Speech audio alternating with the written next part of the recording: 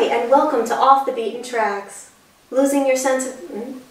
It should be where losing your sense. Do you want the first sense, though, or no? However it says. Okay.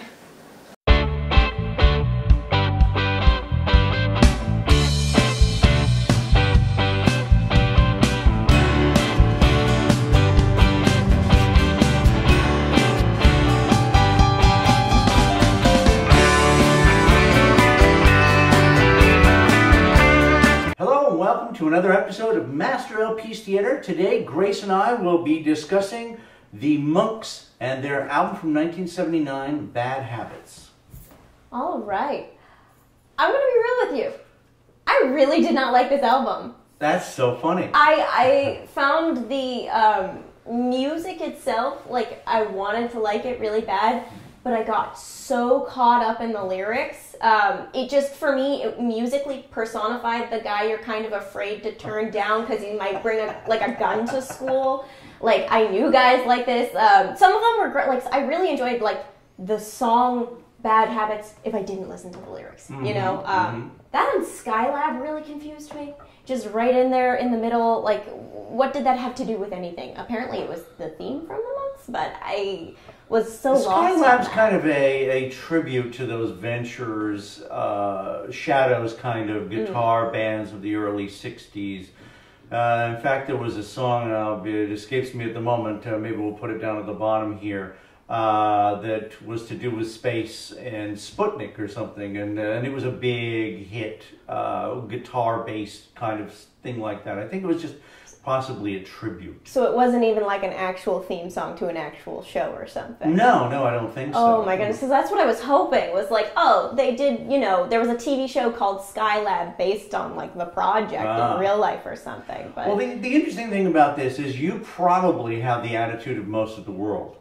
But in Canada, this was a huge album back in '79. Oh, and for sure, and like granted, I am looking at this through 2019 goggles. Yes. I am looking at this as a young adult woman in 2019. I can see how this would be big in the late 70s, early 80s. And also, it's weird because this was a new wave album that wasn't by new wave guys. These guys are from one of the early British rock folk bands, the Strawbs. Hudson and Ford. What was interesting about this to me was that during Bursting at the Seams, which is one of the big Strawbs albums, they did a song called Part of the Union, which was kind of a light slap on unions, kind of a little parody thing. Okay. And listening to this, and this is possibly something you wouldn't have picked up on, I was never sure whether this was kind of a light slap at new wave music and punk music.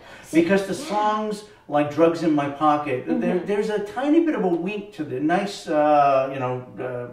nice like Shame About the Face. There's a little bit of a wink sense of humor to these songs that possibly you didn't get. It was possible, I was like, maybe I could see it almost being like trying to be a parody of those kind of things, in the sense that like, this is a character we've constructed, he's so angry that he ain't getting any, even though all the girls are ugly anyway, kind of thing.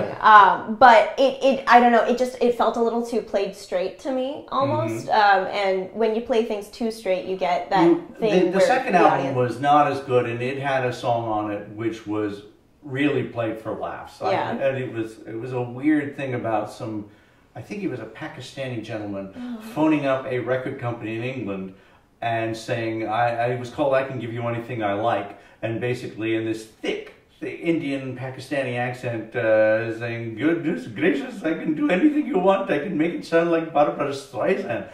So I think there was a certain amount of humor meant in this.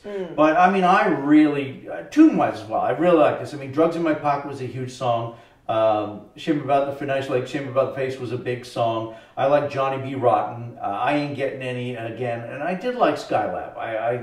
Again, it's a reminiscent song for me. So for sure. Before my time, though. I mean, even I'm too young for those early guitar-based songs of the early 60s. I think without the knowledge that it might be trying to poke fun at new wave and also punk, it kind of comes off just as an album that doesn't really know what it wants to be. Because I was like, at first I was like, oh, this is a punk band. And I was like, but they're not doing punk sound. And then I was like, oh, it's a new wave band. And then I was like, but it's not really that either. I definitely did enjoy like musical elements of Johnny B. Rotten. Like I said, Bad Habits I actually really enjoyed. I was getting like policey vibes from it. And there was one song, I wish I could remember which specific one, but I literally just, Elvis Costello? ? Crossed through my head almost the entire time.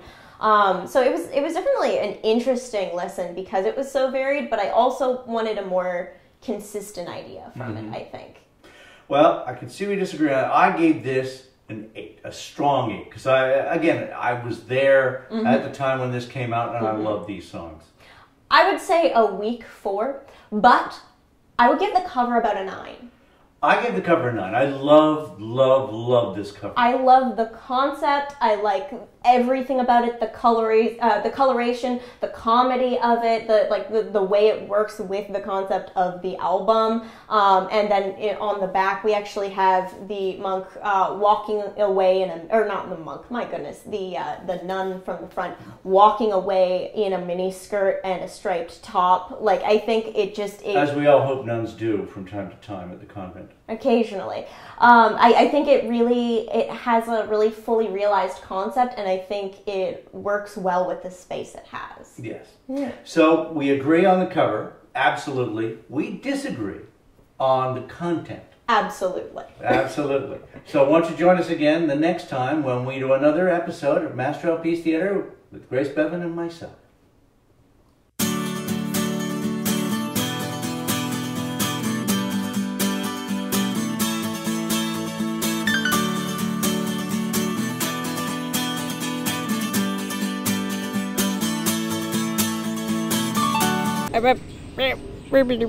Okay.